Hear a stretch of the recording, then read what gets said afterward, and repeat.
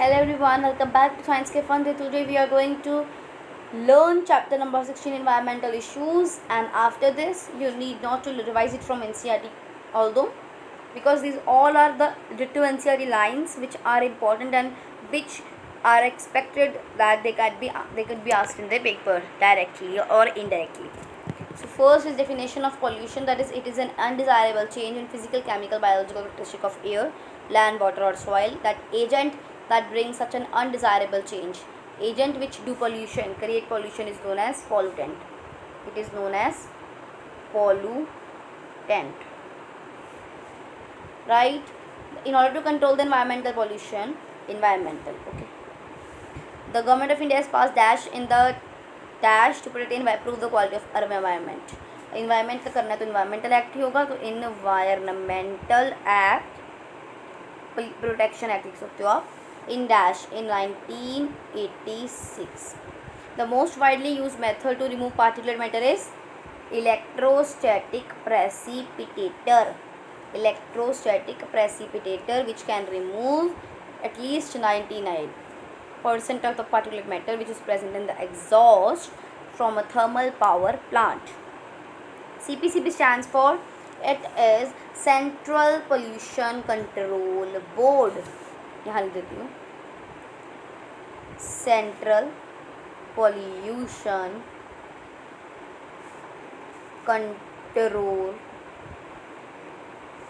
Board.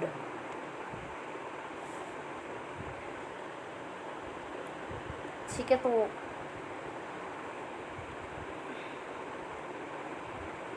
इसको मैं remove कर देती हूँ. एंड इसका पार्टिकुलेट सीपीसीबी के अकॉर्डिंग पार्टिकुलेट साइज क्या होना चाहिए कि जो हमें हार्म प्रोवाइड कर सकता है, दैट इज़ 2.5 माइक्रोमीटर साइज है तो हमें हार्म पहुँच सकता है. Noise of level dash dB decibels, ठीक है, इसको डेसिबल्स बोलते हैं.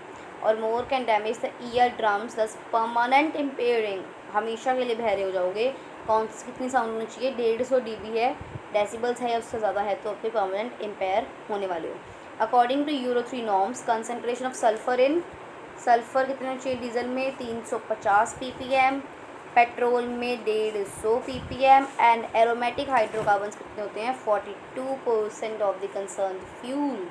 The government of India has pass dash act in dash to safeguard our water resources, तो आप लिख दोगे water prevention and control of pollution act. ये रिलीज सबसे पुराना चल रहा है पानी का तो 1974. The amount of biodegradable organic matter in sewage water can estimated by measuring, इसका आंसर यहाँ लिख रही हूँ BOD. ठीक है, इसके बाद next information that what is BOD, chapter wise करना है हमको पूरा. देखो BOD क्या है, कितनी ऑर्गेनिक मैटर, कितना जो कि बायोडिग्रेडेबल है, जिसके ऊपर बैक्टीरिया काम करे तो वो टूट जाएगा. ठीक है, सीवेज वाटर के अंदर जितना भी ऑर्गेनिक मैटर होता है उसके अमाउंट को हम कैसे मेजर करते हैं, by BOD. It is biochemical oxygen demand, it's biochemical oxygen demand. And जो BOD है वो इन्वर्सली प्रोपोर्शनल होता है आपका DO के. It is dissolved oxygen. अगर आपके पानी में ऑक्सीजन कम है तो BOD तो हमारा ऑटोमेटिकली ज़्यादा होगा. ठीक है, ऐसे ही ये भी वाइस वर्सा. ठीक है, चलो नेक्स्ट पे चलते हैं. इसको जूम इन कर दूँ.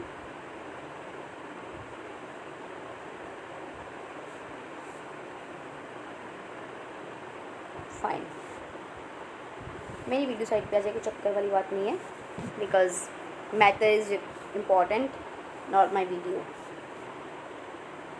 Right, the presence of large amount of nutrients in the water causes excessive growth of dash called and dash which impart a distinct color to the water bodies.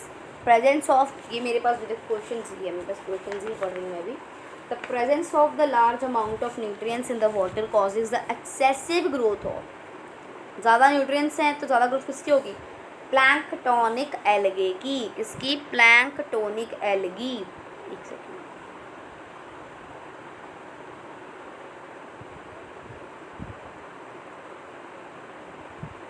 Planktonic algae, and जो कि क्या impart करती है, कौन सा colour, and dash which is called and planktonic algae को और क्या बोलते हैं, yes very nice, it is known as algal bloom, algal bloom. So presence of large amount of the excessive growth of planktonic algae which cause an algal bloom which impart a distinct color to the water bodies. The plant of water hyacinth dash is the world's most problematic aquatic weed called an terror of Bengal. किसको बोलते हैं, right, इकोनिया क्रेसिपर्स. मैं साथ में ही use कर दूँगी spellings. इकोनिया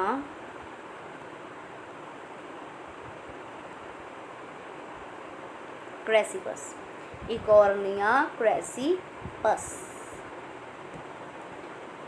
चलो, the dash refers to increase in the concentration of toxicant at successive trophic level because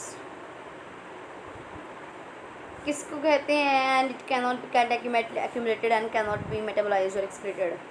हाँ जी. 11th, डैश जिससे कॉन्सेंट्रेशन ऑफ टॉक्सिक बढ़ जाए सक्सेसिव ट्रॉफिक लेवल्स पे. ये तो मैंने 10th में भी रिवाइज करवाया था. It is biomagnification.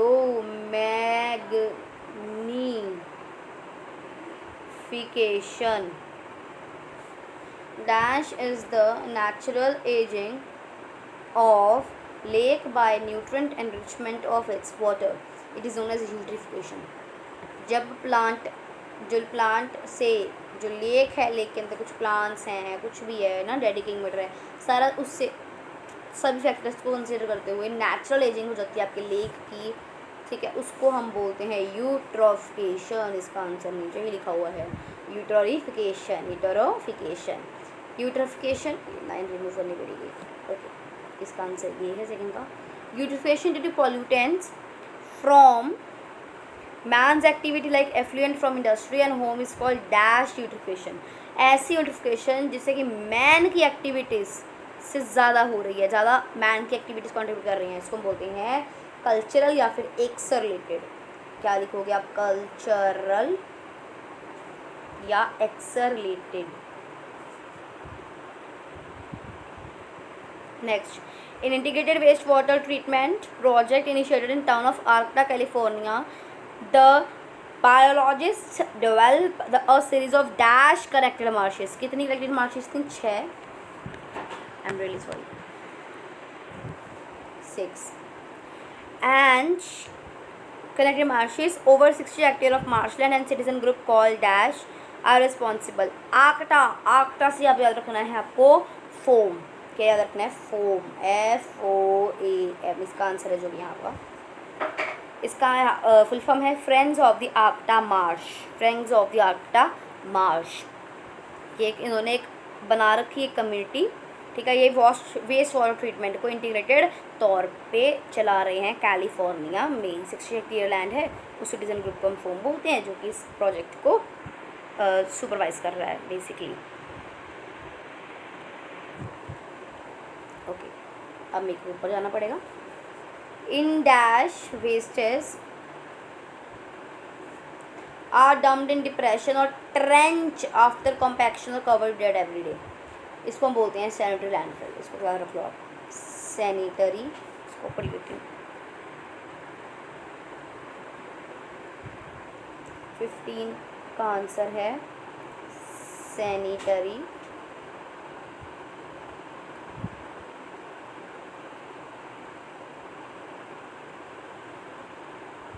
Landfills.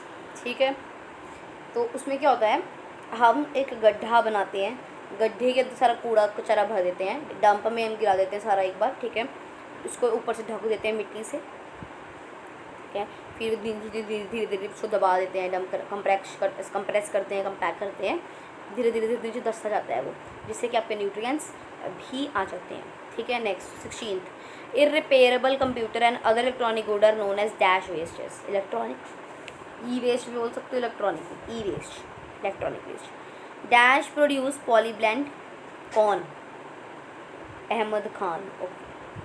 A fine powder of recycled modified plastics.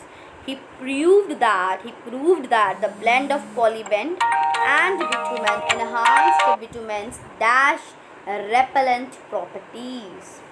So इसका आंसर है अहमद खान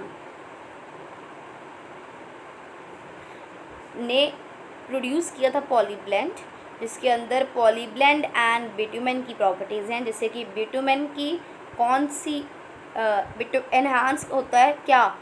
बिटुमेन की वाटर रिपेलेंट प्रॉपर्टीज़, वाटर को रिपेल करता है ना ये, तो उसकी प्रॉपर्टीज़ एनहांस बढ़ जाती हैं। डैश क्रिएटेड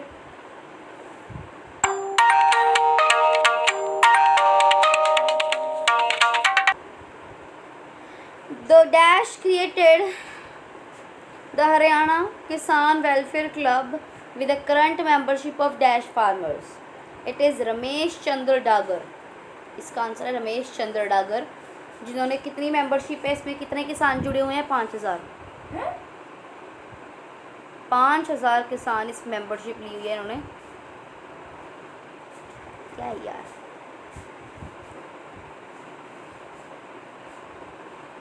यहाँ उसका नाम क्या है? Ramesh Chandra Dagar. Ramesh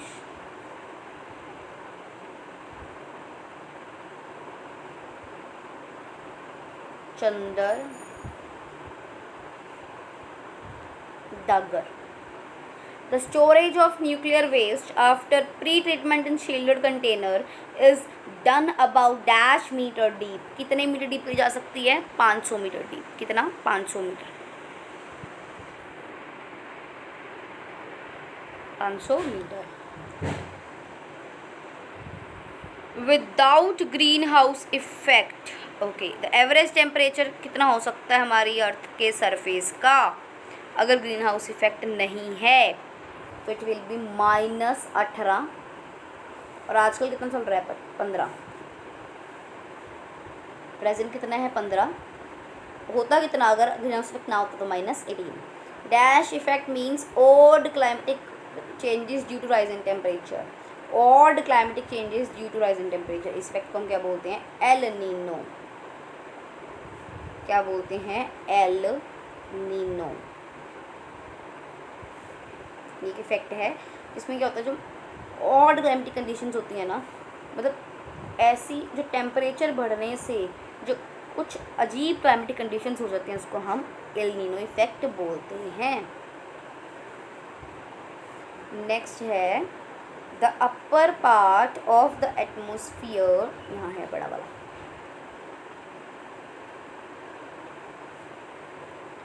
The upper part of the atmosphere called dash contain ozone layer that absorb UV radiation from the sun.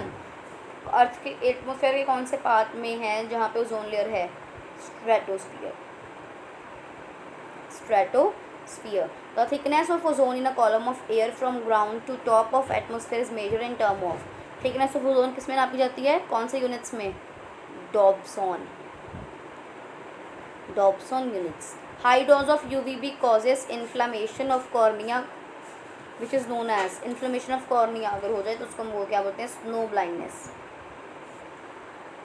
Snow में ब्लाइंडनेस नहीं हुई, इसका नाम है जो आपके UVB रेडिएशन कॉज करती है, उसको हम क्या बोलते हैं? Snow blindness. Okay, international treaty हुई थी जो कहाँ हुई थी? कहते जो मॉन्ट्रियल में साइन हुई थी, तो उसका नाम क्या हो जाएगा? Montreal protocol. कनाडा में कब? इन 1987। कब हुई थी? 1987 में। In India the forest cover was, okay, in India forest cover was -% of land in beginning of 20th century and shrunk by this century, and according to national forest policy forest cover for plain should be -% and for dash hills। Okay, देखो क्या है, पहले था हमारे पास 30% forest cover पिछले 20th century की starting में, जब 20th सेंचुरी एंड होने वाली थी तब बचा 19.4 के करीब, मतलब 20 के करीब। और नेशनल फॉरेस्ट पॉलिसी के अकॉर्डिंग जो प्लेन एरिया है उसका ये होना चाहिए 33 एंड हिल्स के होना चाहिए करीब करीब 67। समझ रहे हो?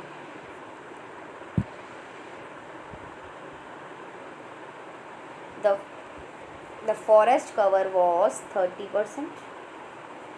At the end of century it was 19.4%.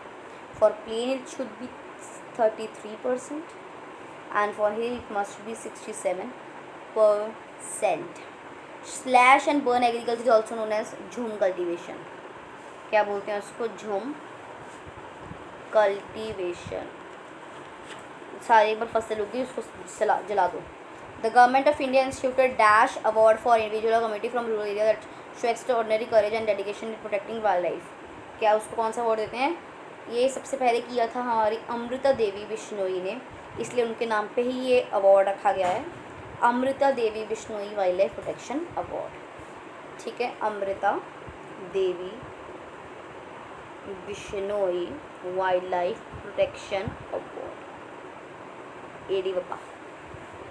In 1974, Dash of Garhwal, Himalaya, start in which local women hug trees.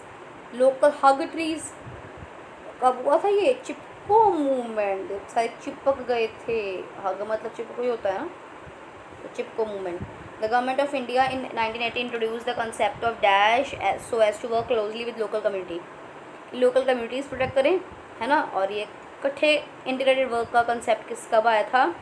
ये हमारी ये कौन सा कंसेप्ट है? JFM, joint forest management, JFM। ठीक है, तो ये हमारी टॉप 30 NCERT लाइन्स थी इस चैप्टर से, जिससे कि आपका सारा चैप्टर खत्म हो गया। पेंसिल रीड करना, आपको लगेगा कि आपका सारा चैप्टर ओवर हो चुका है। ये सारी इंपॉर्टेंट लाइन्स हैं, प्रीवियस से क्वेश्चन सॉल्व करके जरूर देखिएगा। Thank you and have a nice day.